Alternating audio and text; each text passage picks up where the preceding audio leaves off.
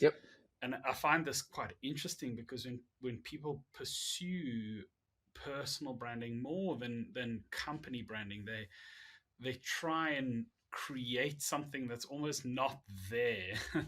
There's this smoke and mirrors that's sort of being thrown up, and I find, companies that build really good brands and then deliver very poor service, or if you see someone in a sort of social media setting and then you encounter them in real life and there's a big difference, the fall is quite real. And I think if people tap into that identity piece, what's special, what makes me unique, the opportunity for that to happen is diminished somewhat. Yeah, and it's funny when you're talking about the personal branding, 'cause I think that we obviously see an incredible amount of artifice in the social media influencer space. There aren't very many 24-year-olds who can, drop the money on a Lamborghini, for example. But, there are enough of them on social media that it creates this impression that it's possible for all, Mm. and that you can live, and they create these false ideas of the lifestyles that they lead and what have you. And in some ways it's really smart because it is using, I've written before about how, great brands are wielders of artifice, right? We this idea of authenticity is kind of a nonsensical thought because what is authenticity, right? We can be authentically fake all the time. But I think the folks that are really, really good are very good at building these worlds of artifice. Ralph Lauren has been doing it forever, like Polo. I mean, it's a completely invented world that he associated the brand with. But when you build these worlds of artifice so well, you can't see the cracks. You know what I mean? And so they become quite compelling as places to hang out in and be a part of as consumers. Mm. And I guess it's also that, that idea that there's a desire, there's an acquisition to be had.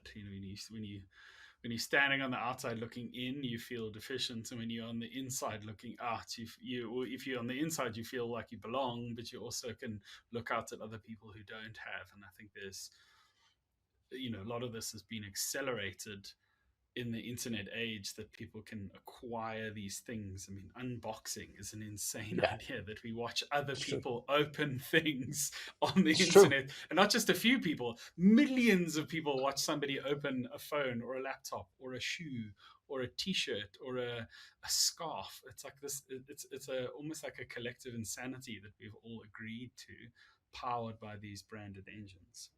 Yeah, I don't know if it's a collective insanity. I think some of it just on especially on the unboxing stuff. It's like some of it's just really basic product information stuff. Oh, I'm thinking of buying that product. I'll watch this person unbox it, see what it comes with, see how easy it is to work it straight out of the box and stuff. And then some of it, I think, is obviously very aspirational because often these products are things that are very expensive and that most people aren't, are very exclusive, and most people aren't going to be able to afford them or be able to access them. Mm.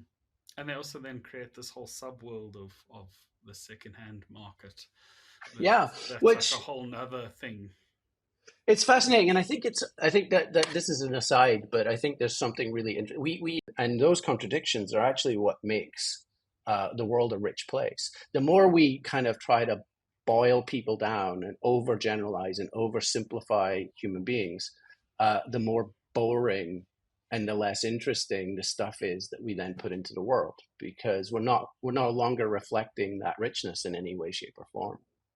I think, I mean, there's a lot in there, So for me, one of my like interests is when I travel the world, I try and look at the mobile phone, the telecom operators, Yeah. because those are some of the most generic brands that you can find, because they kind of want to Yep. appeal to everyone, someone who can spend 10 cents a month, all the way up to Yep. someone who's willing to drop $500 $800 a month and wants a new phone. So there are these very sort of generic experiences, and almost by design, it's actually probably quite beautiful how generic they've managed to strip it back to, in a way. But I think what we're sort of talking here is people are inherently complex things.